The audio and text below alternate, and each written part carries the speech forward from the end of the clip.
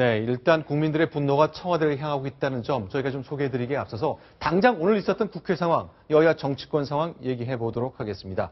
어제 안철수, 김한길 공동대표가 회견을 하면서 자, 이제 민생만을 향해 가자는 취지로 얘기를 했었죠. 오늘 민주당 상황 한번 짚어봤으면 좋겠습니다. 기초연금 문제가 현재로서 가장 큰 민생 문제니까 네. 오늘 그걸 논의했죠. 네, 그렇습니다.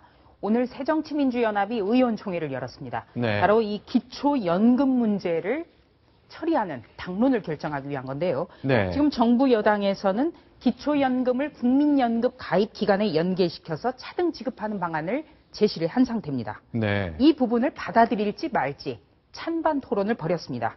25명의 의원이 나와서 답변을 했고요. 네. 25명 중에 20명이 반대 토론을 했습니다. 잠깐만요. 이제 오늘 의원총회가 있었고 새정치민주연합 소속 한 130명 가까운 의원 가운데 25명이 발언을 했는데 그중에 20명이 난 반대합니다. 네. 그러니 뭐 의총에서 합의가 될 수가 없겠군요. 그런데 참 아쉬운 점이 많습니다. 새정치민주연합 3월 2일 날 창당 선언을 했습니다. 네. 그리고 그때부터 안철수, 김한길 두 공동대표가 선언한 것이 민생을 위해 달려가겠다. 네. 그리고 정부 여당의 발목만 잡는 무능한 야당이 되지 않겠다. 실력 있는 수권 정당을 보여주겠다. 네. 이렇게 하면서 바로 이제 기초연금법을 조속히 처리해서 7월부터는 어떤 형식이든 노인들이 네. 조금이라도 돈을 받을 수 있게끔 하겠다. 네. 이렇게 약속을 했습니다. 근데 3월 2일 창당한 지 벌써 2달이 가까워져 오는데 그렇죠. 지금까지 전혀 진척을 보이지 않고 있습니다. 바로 이 점이 안철수, 김한길 대표가 과연 리더십이 있느냐 이런 논란을 가져오기 충분합니다. 리더라는 것은 네. 당내에 반발이 있더라도 어떻게든 관철시키는 게 바로 네. 리더이고 그것을 보여주는 것이 리더십입니다. 자, 안철수 공동대표가 어제 회견할 때는 올해는 국회 문을 닫지 말자. 그러니 문을 늘 열고 민생을 위해서 여자가 같이 힘을 합치자 그랬는데요. 오늘 역시 비슷한 말씀을 내놨잖아요. 네. 논의만 해서는 안 되겠습니다. 정말 네. 나를 따르라 하고 거기에 따르는 모습을 보여주는 것이야말로 리더이고 더 나아가서 안철수 대표가 과연 야당의 유력한 대선 주자로서 자리매김할 수 있는지를 보여줄 것 같습니다. 내일 의원총회를 다시 한다니까 내일 한번 다시 지켜보겠습니다. 자, 지금 보시는 모습 의원총회가 열리는 건데 김한길 공동대표, 안철수 공동대표가 당내의 뜻을 모아서 그동안 정부 여당이 내놨던 거 합의가 잘 안 됐었는데 약간의 절충을 좀 해주고 싶었던 거잖아요. 네, 그렇습니다. 네. 그리고 리더라는 거는 반발이 있다 하더라도 네. 우리가 여기서 왜 관철시켜줘야 되는 이유를 설명하고 설득해야 되죠. 네. 정치의 본질이 바로 대화와 설득. 이거는 여당과의 관계뿐만 아니라 야당 내부에서부터 보여줘야 될 것 같습니다. 네, 그런데 오늘 청와대에서는요, 역시 세월호와 관련된 것처럼 야당 내에서 뜻이 잘 안 맞아서 모아지지 않아서 좀 곤란을 겪었지만 청와대도 낯선 글이 하나 홈페이지에 올라오면서 시끌시끌했습니다. 이 관련된 내용을 좀 저희가 소개해드려야 되겠는데 네. 한 네티즌이 이런 내용이 담긴 글을 올렸죠. 네, 어제 아침이죠. 정송은 씨라고 실명을 밝힌 한 시민이 그 청와대 홈페이지에 글을 띄웠습니다. 아, 실명까지 밝혔습니다. 네, 그렇습니다. 글의 내용은 네. 다음 화면을 보시면 그 압축된 내용을 보실 수가 있습니다. 네. 첫 번째는 네. 박근혜 대통령이 자신이 해야 할 일을 몰랐다. 네. 두 번째는 아랫사람들에게 생명이 최우선이 아니다는 잘못된 의제를 설정했다. 세 번째, 책임지지 않는 대통령은 필요 없다.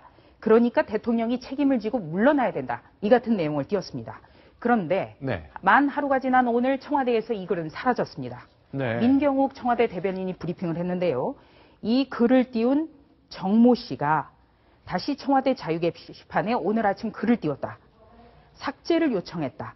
그렇기 때문에 직접 요청을 했기 때문에 삭제를 했다. 네. 이렇게 설명을 했습니다. 자, 지금 보시는 것처럼요. 지금 글이 올라와 있는데 오늘 여러 가지 단계를 거쳐서 일이 생겼습니다. 이분이 인터넷에서 글을 발견해서 자기가 쓴 게 아니라 그 글을 복사해 붙였다는 거잖아요. 네. 그런데요. 자, 당신이 대통령이 돼서는 안 되는 이유, 나는 글의 원작자라는 분, 네. 박모 씨가 네. 자기 트위터에 네. 내가 그 글의 원작자다.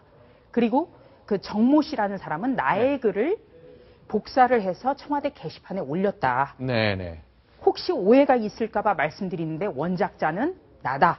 그러니까 다시 올리겠다. 이런 글을 띄운 겁니다. 네. 그러니까 자기가 쓴 게 아니라 남의 글을 복사해서 청와대 홈페이지에 올렸는데 그것 때문에 난리가 나니까 굉장히 난처해지셨잖아요. 네. 그래서 글을 좀 내려달라고 전화로 요청을 한 거군요. 네.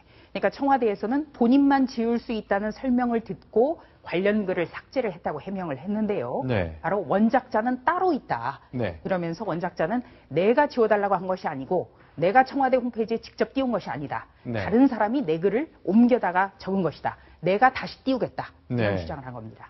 자, 민심이 좀 흉흉해지고 정부에 대한 불신이 높아지면서 청와대에서 대통령을 비판하는 민감한 글이 올라오면 댓글이 계속 붙고 비판적인 글들이 많이 올라오고 있네요. 네. 지금 그야말로 뭔가의 절대적인 리더십이 좀 필요할 때인데 일단 어제 나온 총리의 사의 표명과 청와대 사표 수리 의지 표명 가지고는 좀 부족하다는 의견이 많지 않습니까? 네, 그렇습니다. 많이 부족해 보이죠.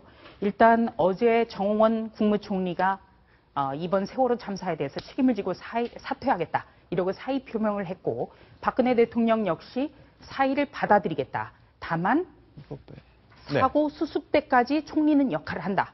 이렇게 조건부로 유임을 시켰습니다. 네. 그런데 정치권에서는 네. 이 침몰 희생자 시신 수습 그리고 선박 인양까지는 2달 이상 앞으로도 더 시간이 걸릴 거다.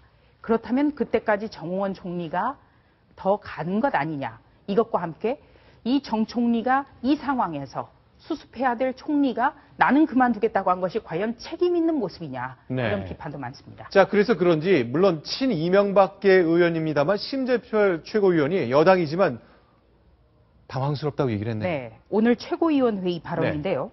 바로 이 상황에서 느닷없이 사퇴하니 참 당황스럽다. 책임지는 것은 마땅하지만 시점은 아니었다. 이렇게 비판을 했습니다.